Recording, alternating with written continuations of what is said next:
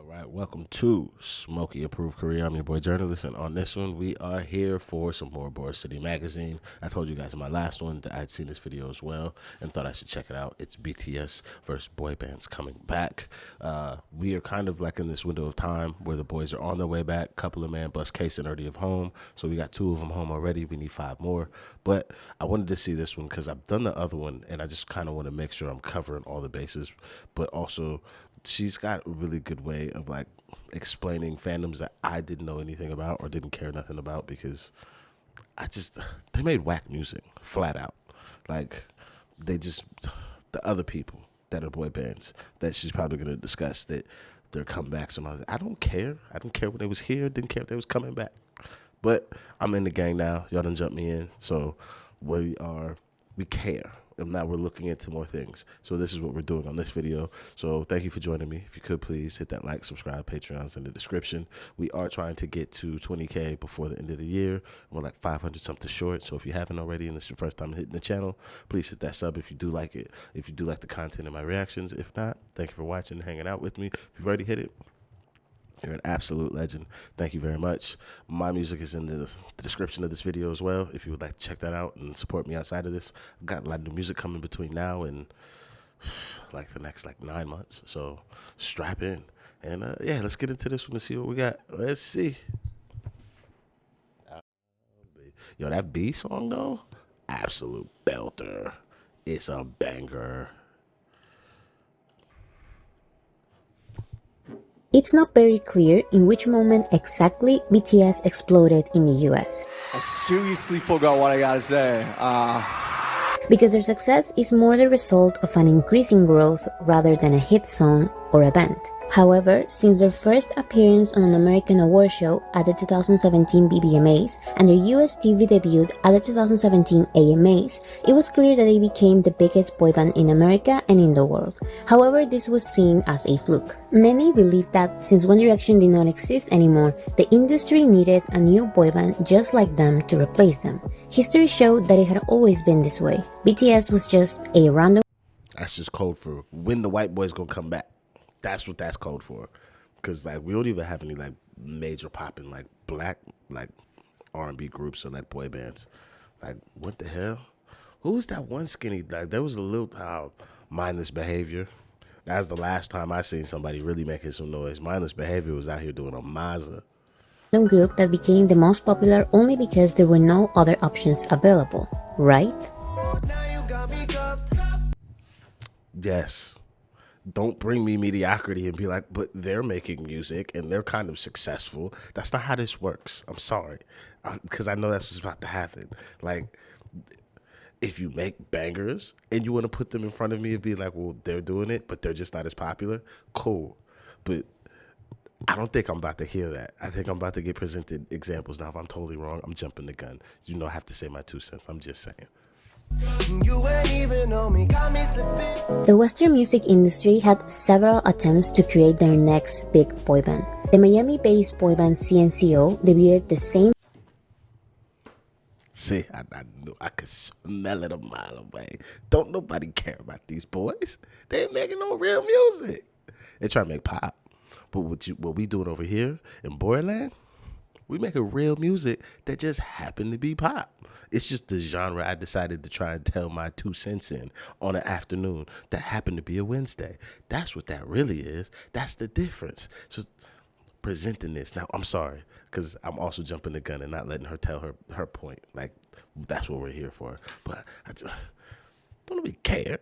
Create their next big boy band. The Miami-based boy band CNCO debuted the same month One Direction announced their hiatus, and they were also formed like them in a TV music competition. Although they tried gaining a Latin American audience first, which by the way they succeeded at that, the group eventually had eyes on an American audience. Reason why they did many interviews in American media and released versions of their songs featuring English-speaking artists such as Little Mix and Meghan Trainor. Even though CNCO had a couple of hits in Latin America, they couldn't break into the American music industry. Forever in Your Mind was another boy band formed in a TV music competition that tried to fill the empty boy band space. Actually, it was the same competition which formed One Direction, the X Factor, but this time in its American version. Even Disney put money on them and signed them to their label.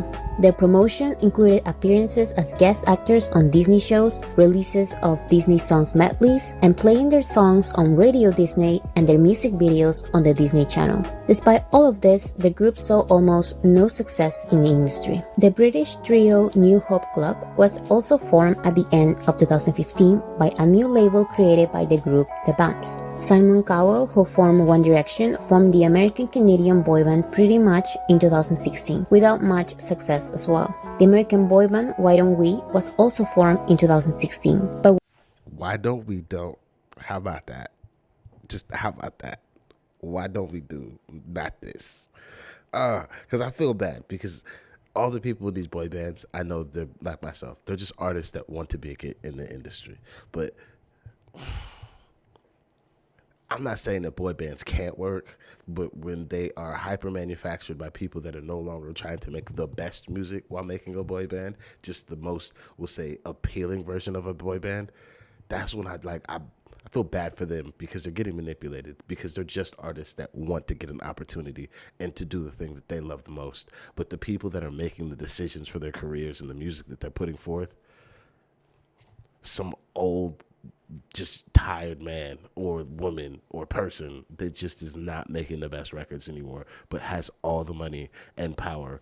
And they're just like, well, we could just force this. You can't force it, man. You can't. You could try, but you're going to just waste some money.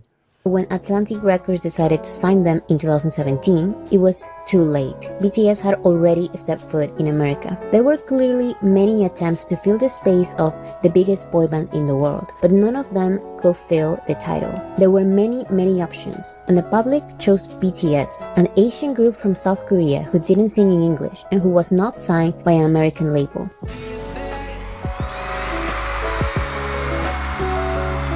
While these labels intensely debuted their boy bands from the beginning of 2016 to the end of 2017, BTS took these couple of years to continue growing little by little in the Western music industry. However, because the many failed attempts didn't reach the general public, the Western music industry was still thinking that BTS's success in America was a fluke. And if new boy bands cannot compete against them, then the comeback of all boy bands definitely can. This is why when BTS started receiving all the American awards for the group categories, there was a wave of dead boy bands coming back. It's true, I'm a sucker for you.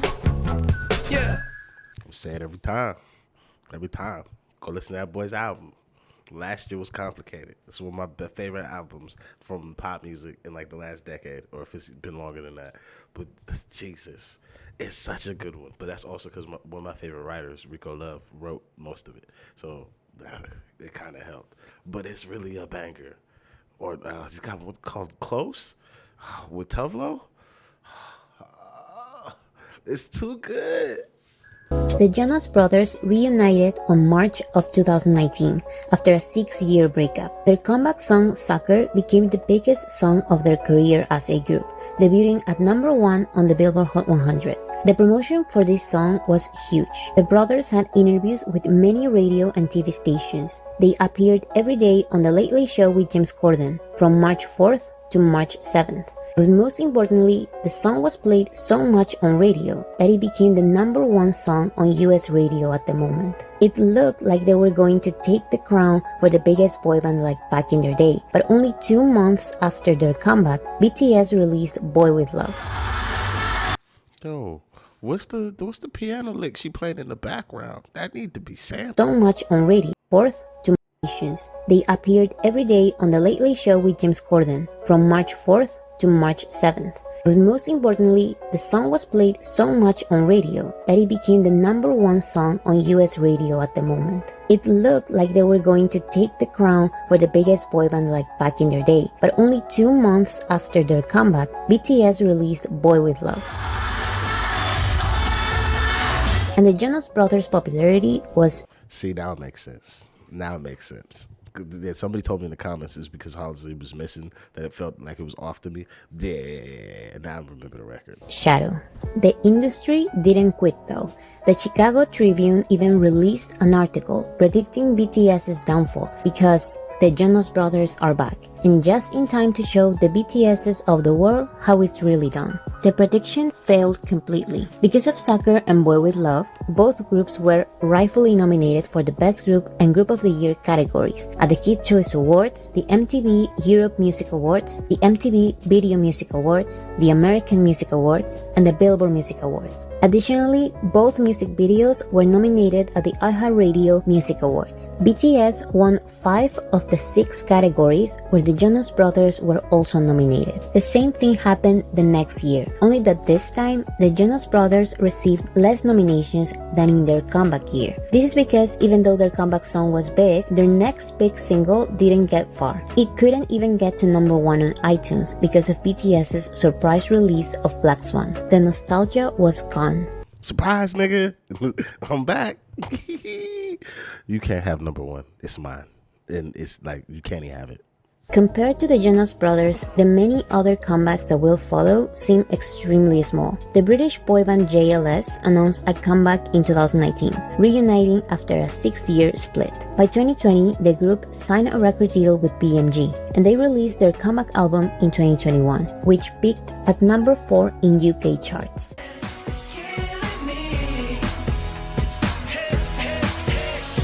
In 2021, the American boy band Big Time Rush announced that if one of their posts gets 500,000 likes, they will come back. They have not reached that number of likes till this day, but they had a comeback anyway.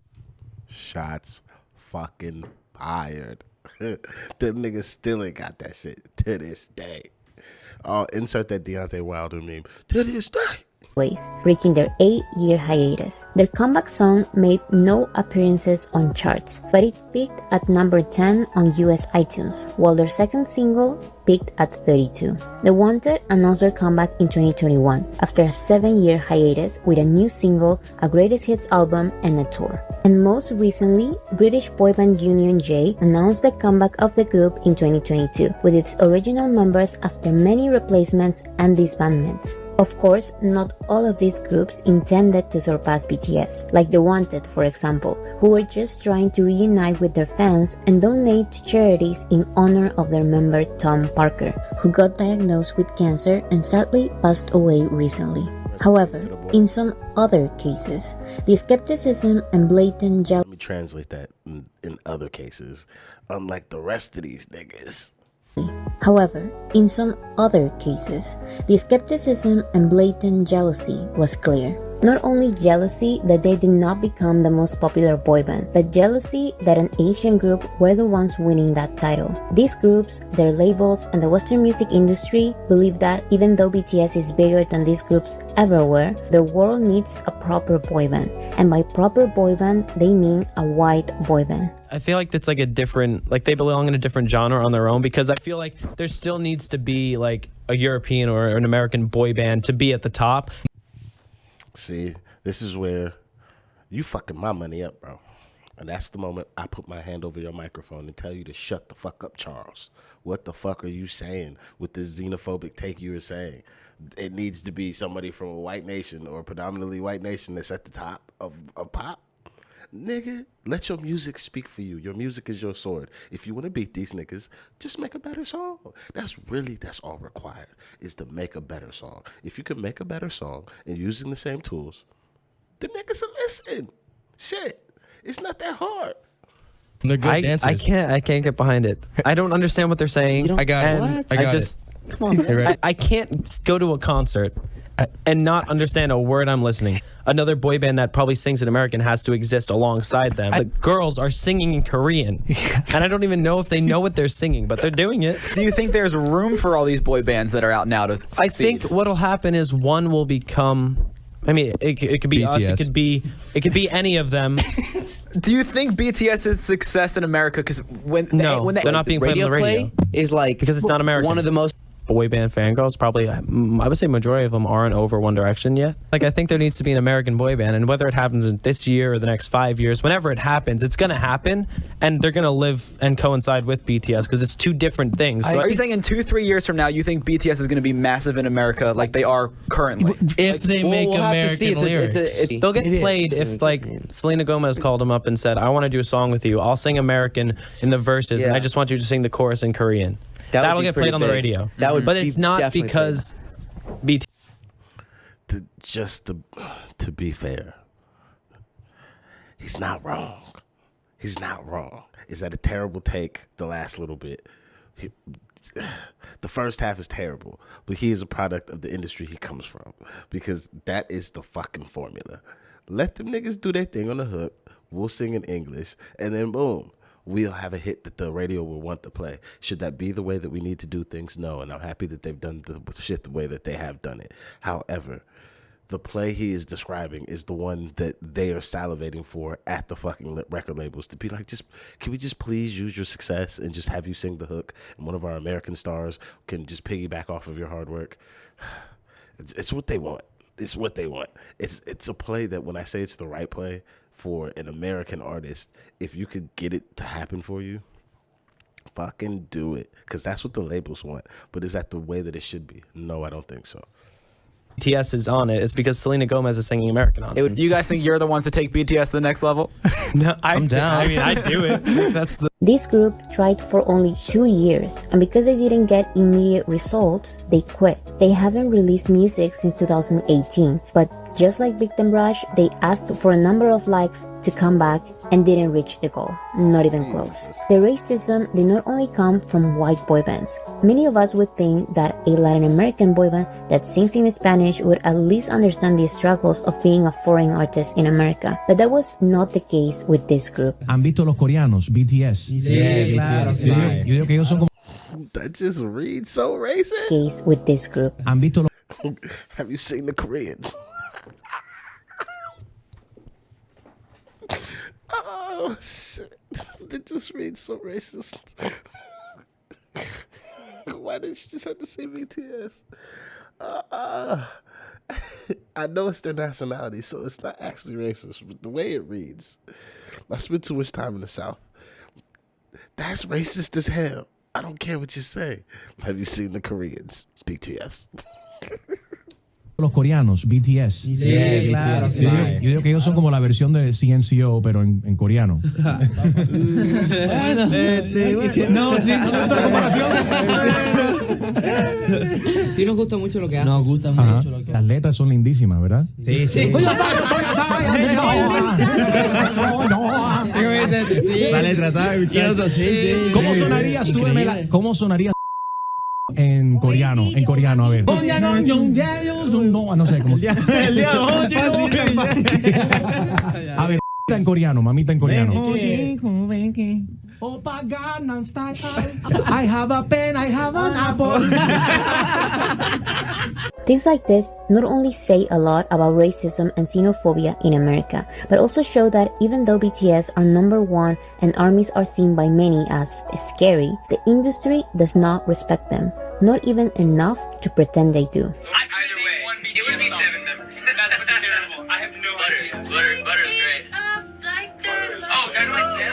Yeah. I thought that was a girl. When One Direction became the most popular boy band, other groups did not try so hard to compete against them. One Direction was not seen as a fluke. Their success was seen as natural and realistic. But when BTS sees an organic growth in popularity, the industry tries to deny it, cries about it, and fails to defeat them.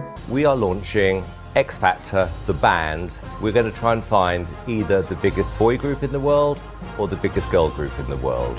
We've done it before, we're going to do it again. Right now, K-pop, you could argue, is ruling the world. Now, it's time for UK pop. In the case of the debuts, the new groups just followed the same formula from the previous big boy band, which would have worked in other times, but not in an industry that now has BTS. They really thought that the next big thing was going to be a Western boy band that does not have any spectacular talent, and if they do, they don't show it until they disband and start their solo careers. The industry focused Too much on debuting groups that have the One Direction typical sound with guys that seem relatable. They had the budget, but there was no art, no fashion, no new sound, no big performances, no passion, and no effort. The all boy bands at least tried to deliver the performance aspect, but they couldn't compete against BTS's experience of almost 9 years being fully active in the music industry as a group. BTS was able to become the biggest Korean act with limited resources, then transcend the K-pop label, then become the most popular group in the world, and now be one of the biggest acts in the industry, competing with the biggest male and female soloists. And who knows, there may be more boy band comebacks, but as Liam Payne from One Direction said, BTS are more focused on their careers than One Direction and these other groups ever were. They can keep trying, but as BTS grows in popularity, it gets harder and harder for mediocre white boy bands to be celebrated in the industry. Mic drop. Put that Namjoon meme here in your brains. Mic drop after she says what she said. Yeah, nah. She not wrong. I just think that outside of the One Directions and the Jonases and that, every other example, like I've said, was a bunch of niggas nobody care about because they're not making the music they need to be making to compete. Now, are there going to be a bunch of other factors after that they're going to need to work on to be able to compete? You're goddamn right. However, you got to make amazing music first, because if you're trying to make a really good performance with shit music, we see what that gets you. You try and make a group of niggas that don't really like each other, where you're not going to put the time into developing actually chemistry, and you have shit music. What's that going to do for you? But if you make some really good music, and then you work on all the other intangibles, then maybe, yeah, you might be able to come and fight a couple rounds with the boys. But if not, you're not fucking with us. That's just how it goes. This is how it goes. Sorry to say. But, yeah, that's it. I was just trying to make a quick one. Thank you guys very much for joining me. If you could, please hit that like, subscribe, Patreon's in the description. And I'll see you on the next one. I'm out of here. Peace.